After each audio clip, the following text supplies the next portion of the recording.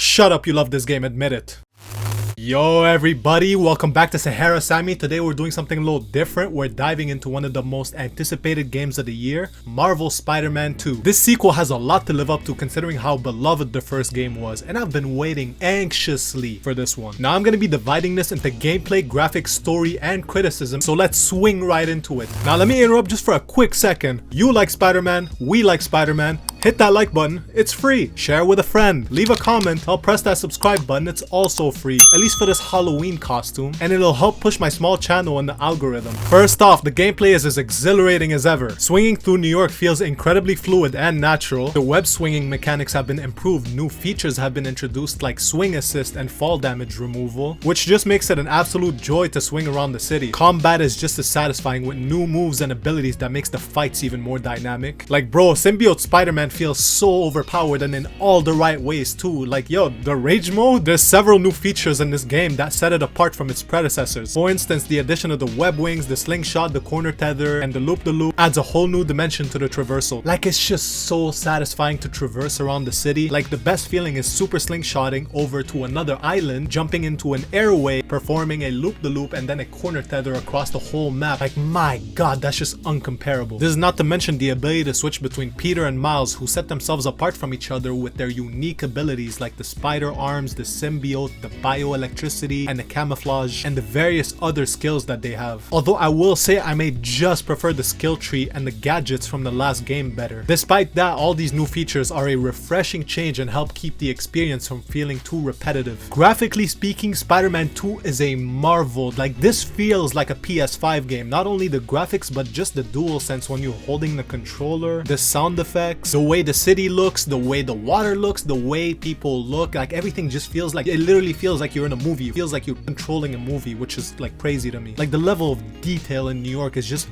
mind-blowing, and like the fact that you could go to Queens and Brooklyn and you could actually, like, it feels a little different. The character models, the animations, the way they interact with the environment is just truly breathtaking. This is for sure a next-gen experience. Like this is a PS5 game, you know what I mean? Mind you, I am reserving some criticism in regards to visuals in my criticism section, so stay tuned for that. Also, is it me or do some characters look kind of different, like Mary Jane and Yuri, I guess? I guess with this game I can finally get used to Peter's new face, even though I prefer the old one. Like this game sort of makes his face look more bearable, I guess. I don't know, maybe it's the hair or something. Special shout out to how the symbiotes look in this game, like Venom, the symbiote suits, like everything just looks constantly moving. It looks alive, you know what I mean? Now let's talk about the story of Marvel Spider-Man 2. Spider-Man 2 delivers a compelling narrative that keeps you hooked from start to finish. The addition of characters like Harry, Kraven, Venom add depth to the world and Peter Parker's life. The writing and the voice acting are top notch. Special shout out to Yuri. Like goddamn, Peter's voice acting, especially when he's in the black suit, like Jesus Christ, he brought a performance that I did not expect from him. He deserves to win voice actor of the year or whatever. Hell, even that one mission between Peter and MJ, you know the one. Some people may criticize that mission, but god damn, I love the voice acting in that one. Hell, I would say the same thing in that one mission between Peter and Miles. You also know the one. Hell, special shout out to Miles. This game actually made me like this iteration of Miles, because before that I mostly preferred the Spider-Verse iteration of Miles, and I kind of found the Insomniac Miles to be kind of bland, kind of blem. But like in this game, he's actually genuinely likable, and I actually care about him and his story. I would even say that he's less annoying than I used to find him. But that suit better go straight to the garbage. I'm not trying to hear it. God damn, I need to pee, but I don't want to take this thing off. Now here's the juicy part. Many of you might be wondering how Spider-Man 2 stacks up to the first game and to other games, and if it's a game of the year contender. These answers might depend on your likes and dislikes and what other games you've played. In my opinion, it manages to surpass its predecessor in various aspects, from the scale and depth of the storytelling to the gameplay innovations. There was an analogy that I used to describe this game. It did what God of War Ragnarok should have done. Now, God of War Ragnarok is a beautiful game, you know, like a 9 out of 10 or whatever you want to describe it, you know, it's just excellent and everything. But Ragnarok did not Ragnarok, and this game Ragnaroked. It pushed the envelope in the story. Like multiple times in the story as I was playing, I was like, oh, we're going there? No way, we're actually going there. I had that reaction multiple times in this game. While in Ragnarok, the Ragnarok event was what, like a 20-minute mission, and that was it. And it was being hyped up for 2 games. Now this did come at a cost, in my opinion. The first game's narrative was tighter and more grounded, while this game sacrificed some of the grounded elements in order to push the story to the areas that I wanted to go to, if that makes any sense. I personally did not have any issue with it because it's a Spider-Man game, it's a superhero game, it's a Marvel game, you know what I mean? Like, there's stories that we need to explore that are not necessarily the most grounded in nature. Some of the best stories in comic books, mind you. So I can understand if some people would say that they prefer the first game's narrative over this one. However, there are a few areas where some fans may have mixed feelings, and it's very understandable. Namely, the number of bugs found in this game, as well as the absence of obvious features that should have been there on release. Now, I read that the day one patch is what broke the game, and that's very unfortunate if you're a dev, because imagine you spend months debugging a game and making sure it looks its best on release, and then everybody's first impression of the game is a buggy mess. That's just unfortunate. Things like New Game Plus, mission replay, time of day changes should be included on release. Once you complete the game, there's literally nothing else to do for you besides random crimes as Peter, and Miles also gets to do Mysteriums on top of that, but that's pretty much it, and that gets old fast. The previous two games not only offered replaying bases, activities, missions, or whatever, but those things were available on release. It's just unfortunate that the game had to release in this state. Not that it's a terrible state or anything, but you could see a little bit of a downgrade from the other Insomniac games. My guess is that they had to meet the holiday deadline for Sony, so they just focused on getting the essential features in the game on launch, and then later on adding whatever else needs to be added post-release. I know this is minor, but like, because I'm addicted to like performing like web slingshots, I was a little disappointed to see I could slingshot in like any state except slingshot up a building, which is like, you'd think it's a little obvious, you know what I mean? Like, when I press the slingshot button on the wall to try to perform it upwards, it just doesn't work, and it feels so wrong. Like, it really feels like it should be there. Again, that's kind of minor and a me problem, I understand, but I might as well mention it. I was also a little disappointed to see that over 30 suits were left behind in the previous games. Like, we did not need like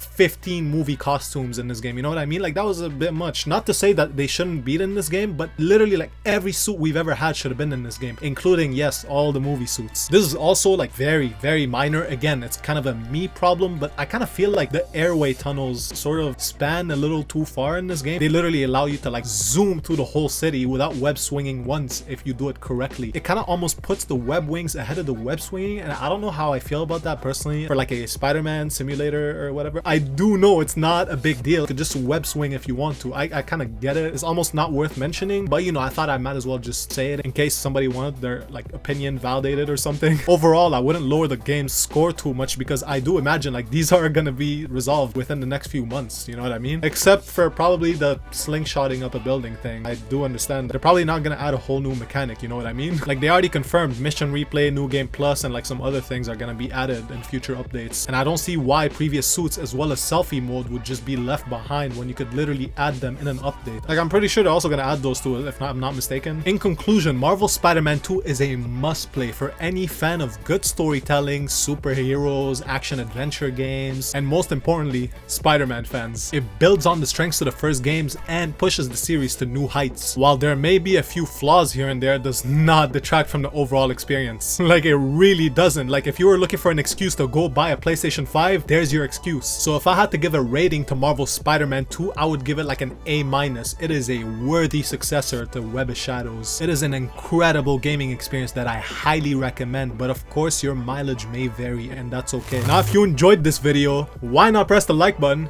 It's free. Share with a friend, leave a comment, help press that subscribe button. It's also free, and it would help push my small channel in the algorithm. Besides that, the comment question of the day is, what did you think of Marvel Spider-Man 2? Leave your thoughts in the comment section below. Thank you for watching. Like, share, and subscribe, and have a good one.